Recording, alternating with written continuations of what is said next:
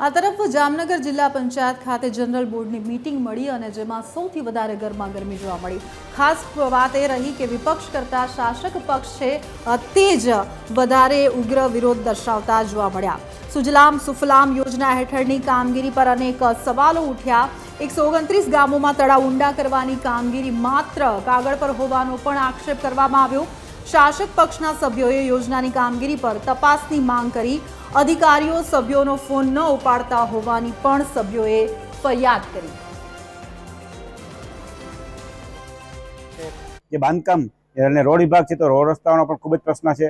સરકારશ્રીનો આદેશ છે કે તાત્કાલિકના ધોરણે રોડ રસ્તા રિપેર કરવા જોઈએ, પરંતુ ઘણી પરિસ્થિતિમાં એવી ખરાબ છે રોડ રસ્તાઓની એની કોઈ સીમા નથી। અમારા કાલાવડ તાલુકાની વાત કરીએ, જામજોધપુરની અન્ય કોઈ પણ તાલુકાની વાત કરીએ તો કાલાવડમાં જે હું પોતે જ મારો જ વિસ્તાર છે એમાં નિકાવાથી પીપર, નિકાવાથી પાતામેકપર, મોટા વડાના પાટીએથી વડાળા સુધી જુવાનપર જે અતિ ગંભીર રોડ ઉપર છે, ગાડી વાહન તો ઠીક ચાલીને પણ જવાય એવી પરિસ્થિતિ નથી, જ્યાં કે ડામર જ નથી એવી પરિસ્થિતિ થઈ ગઈ છે। તો સરકાર શ્રીને ઘણીવાર રજૂઆત કરી છતાંય કોઈ પગલાં લેવાતા નથી કે ભાઈ ખેડૂતોને પાણીનો કેમ મોટો લાભ થાય એ માટે ગુજરાત સરકાર દ્વારા દર વર્ષે સુજલામ સુફલામ દ્વારા ગ્રાન્ટ અમુક આપવામાં આવેલ, જે 5 કરોડ જેવી ગ્રાન્ટ ફાળવવામાં આવેલ। ત્યારે જામનગર જિલ્લા પંચાયત શિક્ષણ વિભાગ દ્વારા આ ગ્રાન્ટનો દુરુપયોગ કરી અને અહીંયા બેઠા બેઠા જે એસ્ટિમેટ બનાવવામાં આવેલ ત્યારે અમને જાણવા મળેલ। ત્યારબાદ અમે એની કમિટી બનાવેલી। કમિટીની અંદર અમારા જિલ્લા પંચાયતના 6 સભ્યો અને અમારા વિરોધ પક્ષના નેતાને પણ સાથે રાખી અને ગામડાની અંદર મુલાકાત લીધેલ। જ્યારે ગામડાની અંદર મુલાકાત લીધેલ ત્યારે ખબર પડી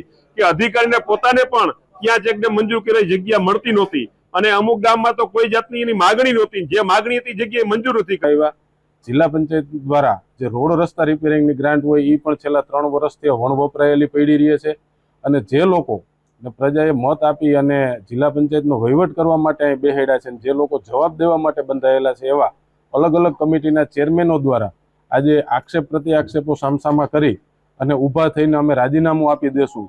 જાણે જામનગરની જિલ્લાની જનતાને ગુમરાહ કરવા માટે થઈને આવા નાટકો કરવામાં આવતા હોય, કારણ કે 5 વર્ષની અંદર જિલ્લા પંચાયતનું શાસન કરવામાં જે લોકો નિષ્ફળ રહ્યા છે એ આગામી 4 મહિનાની અંદર જિલ્લા પંચાયતની ચૂંટણી છે ત્યારે લોકો વચ્ચે જઈ અને લોકોને જવાબ આપી શકે એવી કોઈ પરિસ્થિતિમાં નથી, ત્યારે આવા રાજીનામાના ખોટા નાહકના નાટકો કરે છે।